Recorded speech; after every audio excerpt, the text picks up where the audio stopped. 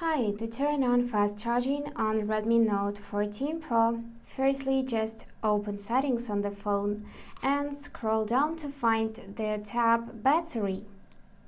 After you selected it, you should go in charging options. And now in this wired charging mode, you can switch from standard to speed up just by tapping it. But please note that in this case, your phone might heat up. So speed up charging can lead to overheating.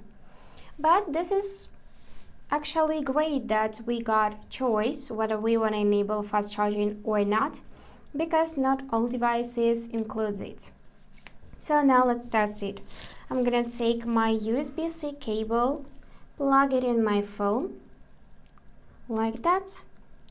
And now we can see this information, quick charging and battery status. So that's it for today.